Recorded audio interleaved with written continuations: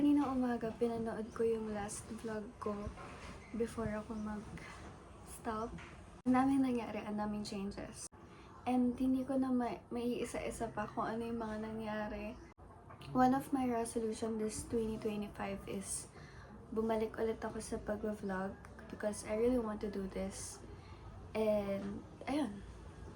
Sasama ko kayo ngayon sa araw ko.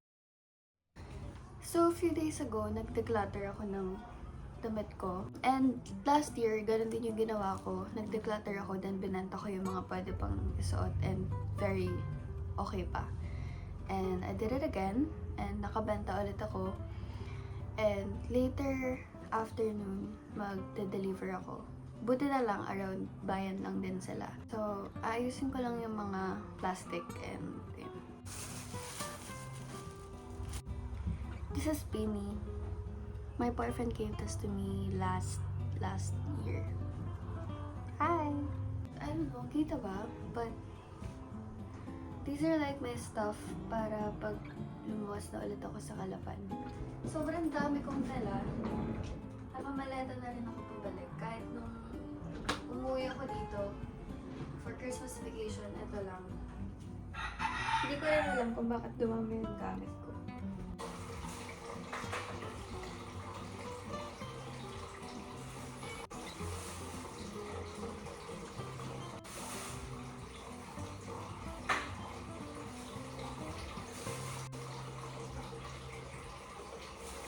Itong natirang dalawa, order ito ng mga taga-Calapan. So, na-exclude them.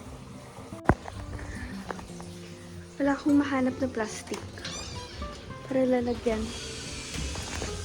Wala na kaming paper bag. Let's see. Hindi ko alam kung kasya sila dito.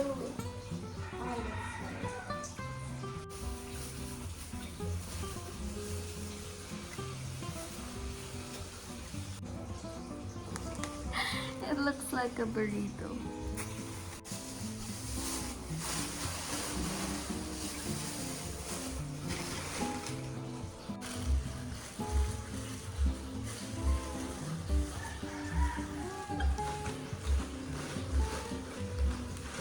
Hey, it's done.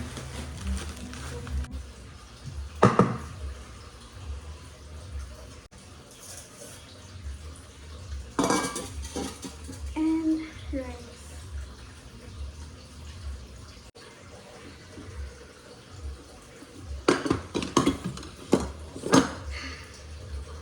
Nagpa-prepare naman ako ng food nila Stormy at New. Sina Mami kasi namimili sila ngayon ng groceries at saka paninda niya. Okay na. Hi! Which is which?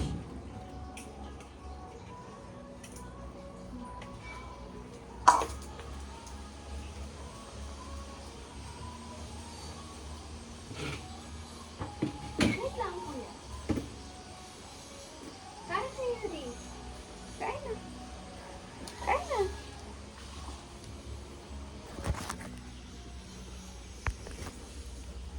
Kain na ikaw. See? Ang taba na ni Yuri. Yan, Mami, kumakain na sila, ha?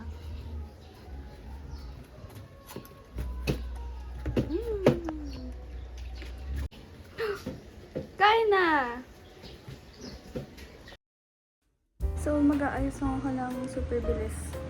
Kasi I'm gonna go out na to meet with the crowd.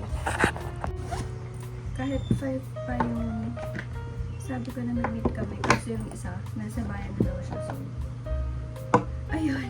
Naligo na ako ng mabilis.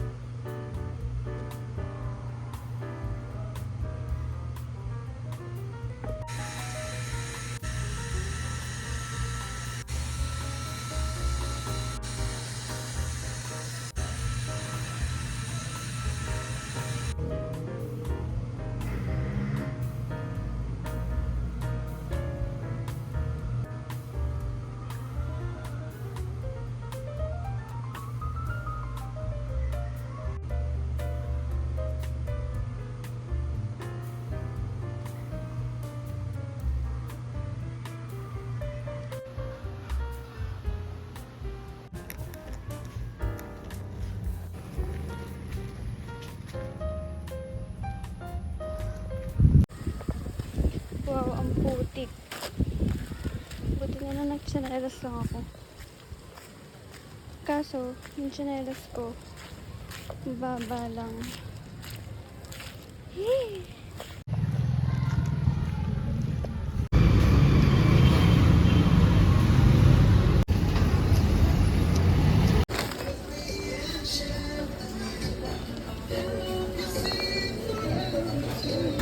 Umuulan na. Punta muna ako kay na lolo. Umuulan na kasi. Pagkano sila ng dalawa? Ba? Yung kasama mo? Ako lang po. Isa ka na dyan, Jay? Ay, magmamana sana ako sa'yo. Ang ulaga. Dadain o. Mano po? Diyan lang po sa labas. Nanay? Mamano lang po. Ano lang po ng mga damit. Nakakahiya mag-vlog.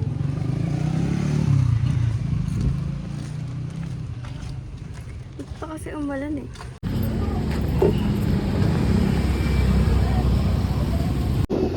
Hindi ka nagkot. Ayoko, gusto ko mag-aral.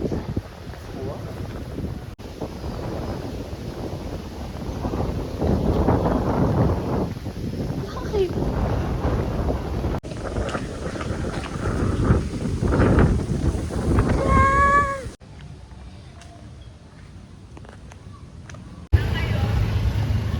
Sa inyo. Sa inyo. Alam ba siya sa vlog mo?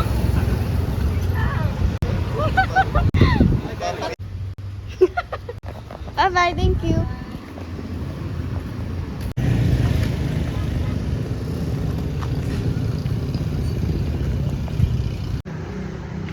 Look, dalawa yung buwan. Wala.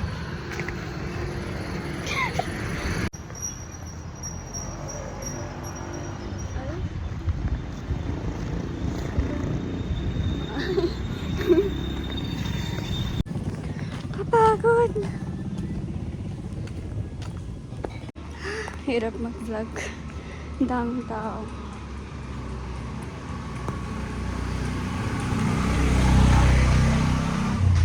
Malapit ako sa bahay. Ayun na yung bahay namin. So, na-deliver ko naman lahat. And bayad na rin sila. Yung natitira na lang ay yung sa mga taga-Kalapan. Yun lang. Finally, nakauwi na siya.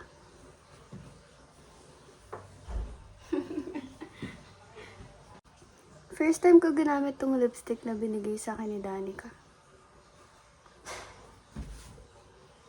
Parang pale ako. Parang ang putla ako.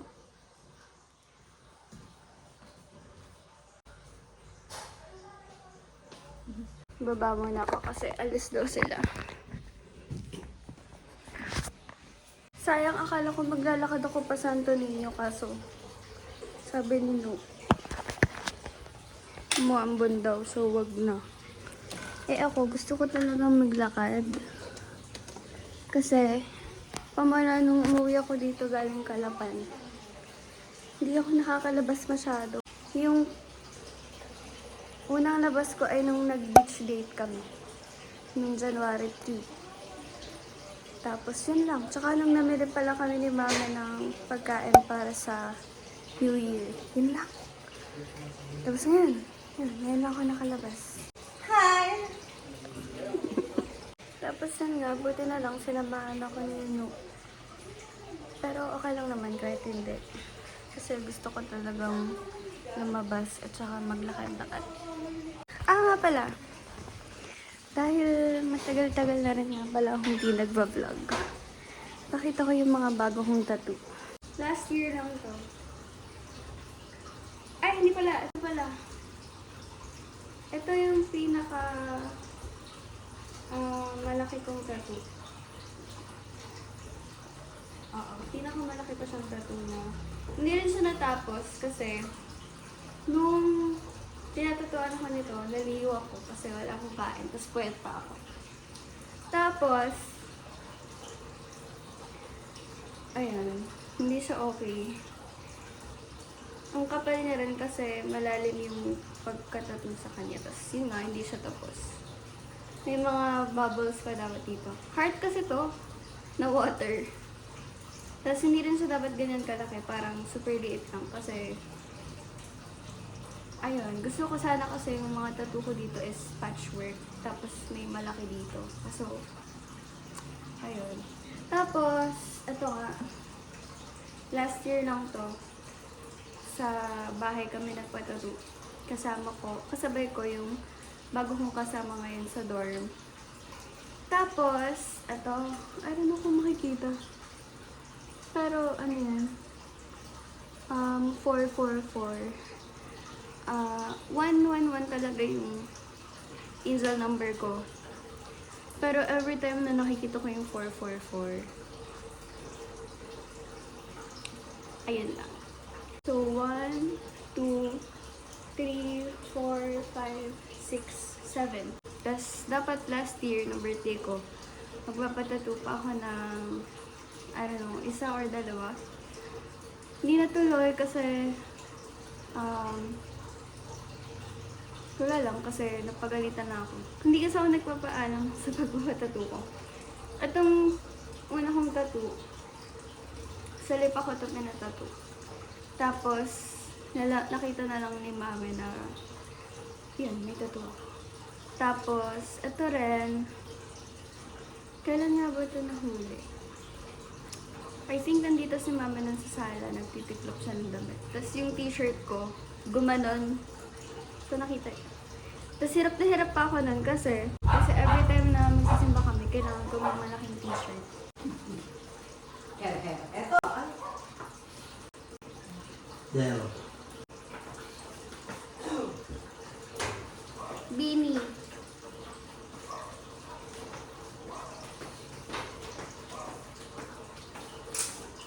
Ang laki naman.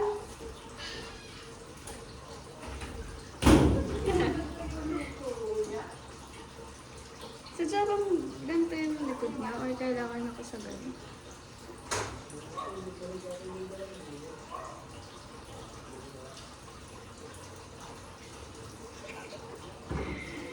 Hindi bagay. Ito kasi, hindi alam ni mama na nagpatattoo ako nito. Hindi kasi talaga ako nagpapaalam pag magpapatattoo ako. Kasi, matik na, hindi ako papayagan. So, ba't ako magpapaalam? Tapos, eto, nahuli to ni mami. Kasi, yung t-shirt ko, gumanon. After ko magpatattoo nito, every time na uwi ako ng PG, ang bit-bit kong damit ay malalaking t-shirt. Tapos, hindi rin ako nakakapag-sunbro. Tapos kapag liligo ako, magbibihis na ako sa CR, tapos nakatakip na yung towel ko dito. Tapos natago ko ata siya na 1 month. Basta matagal ko siyang natago. Tapos, ayun, hirap na hirap ako pa magsisimba kami kasi hindi ako makaslay. Kasi kailangan ko mag-t-shirt na malalaki para matago ko to. Yung mga damit ko na pang simba, pag sinusukat ko siya, eto, hanggang dito siya. So, kita siya. Kailangan ko pang iganon. Tapos yun, eventually, yun nga, nahuli ni mami. Nakita niya. Hindi naman niya ako pinagalitan. So, tinake ko siya as a good sign na okay na siya sa mga pagpapatattoo ko. Sabi niya, nagpatattoo ka na naman. Ganun lang yung tono niya. Tagal na po yan. So, ganun. Tapos, ayan. Hindi ko tanda kung paano ito nahuli. Pero, nung nakita to, doon ako napagalitan. Sabi niya, handa ko na. In-story ako nung boyfriend ko. Tapos, kita to, doon sa picture kasi mirror shot siya. Tapos, ang suot ko, kasi paskul ako nun. So, ang suot ko, hanggang dito. So, nakita to kasi nakaganyan ako pag mirror shot. Ayun, nahuli. Tapos, nag-chat sa akin, nasa campus ako. Ayun. Sabi ko, Baba, ba't hindi mo hinaid sa mami? Ayan, nahuli tuloy. So, yun, pagalitan ako. Last ko na daw to. Eh, hindi niya alam, meron pa dito, tapos may isa pa. Nakaupo kami, 3. Katabi ko si daddy. And ang time na yun, every time na uwi ako, naglulugay ako para hindi to makita, yung tattoo ko dito. Ano time na yun? Ewan ko kung paano nakita ng daddy. Parang siguro gumanon ako. Nakita. Sabi, ano yan anak? 444? Sabi ko, wala po. Ano? Tapos gumanon ng mami. Sumilip. May bago ka palang tattoo? Lagot! Ang sawa ng tingin ng mami. Sabi ko, opo. Ayun. Yun ang story sa, mga tattoo ko. Sa sobrang tagal kong hindi nag-vlog, ang dami kong gustong ikwento. Ayun lang, ano pa ba? Nalay na ako. Nakatayo lang kasi ako sa upuan. Ito alam ka na. Bakit ako bumalik sa pag-vlog? So, I've been watching Mr. Jeloy Concepcion, yung mga vlogs niya. Ganun kasi yung gusto kong ma-achieve sa mga vlogs ko before. Yung parang, gusto ko lang ipakita yung mga nangyayari sa araw ko. Gusto ko lang talagang i-document yung buhay ko. Kasi nung time na yon, kaya ako nag-vlog para mapanood ang daddy ko. Kasi marino siya, sa barko siya nagtatrabaho. So, gusto kong makita niya yung ginagawa ko. Nag-stop ako kasi naging hassle sa akin yung mga pag-edit, pag-video, mga ganyan. Kasi sa phone ako nag-video. Sa phone ako nag-edit. Numating talaga sa point na nahirapan na ako, tas wala na rin akong maisip na ma-vlog kasi hindi naman ako masyadong lumalabas ng bahay. Gusto ko sana tuloy-tuloy lang yung pag-vlog ko kasi pag dumating ako sa point na tumigil ako sa isang bagay, nahihirapan akong bumalik. Kaya, ayun. Kaya ako napatigil. So, ayun lang. Bye-bye.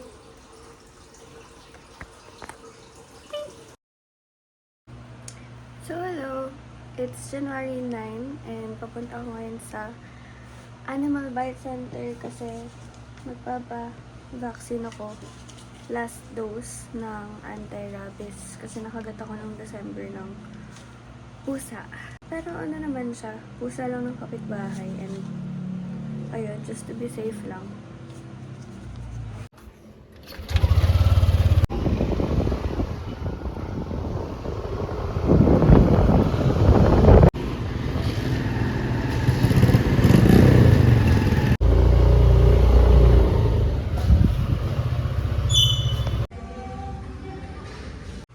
So, hindi na ako tinurukan kasi last dose ko naman na daw and buhay pa naman daw yung pusa. Kapag lang daw namatay yung pusa or biglang nawala, dun daw. Pero okay naman daw. Hindi na daw kailangan na magpaturok pa ng last dose. Tapos ayun, in case daw na makagat ulit ako in the future, papakita ko lang daw ulit yung papel na hawak ko kanina. Para daw, pag tinurukan ako ulit, booster na lang ang kailangan ko. So, ayun. Thank you po, Tita Alvin.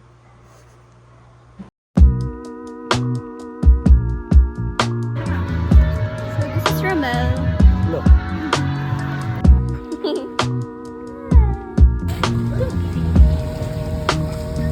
Kabidyo talaga. We know hell's on the horizon. We can see it from the start.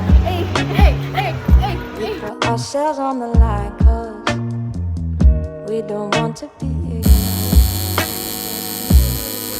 I can't explain why I want for you more, but the more I get, the more I want.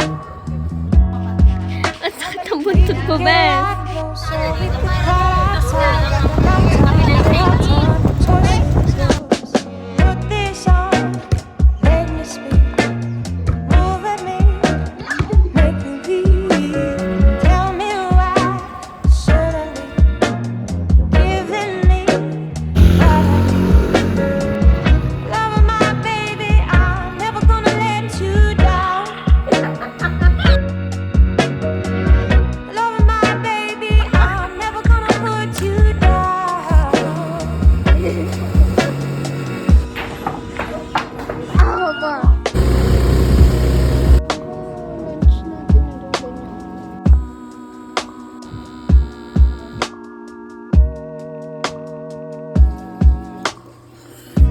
You're never like when you're showing me the door.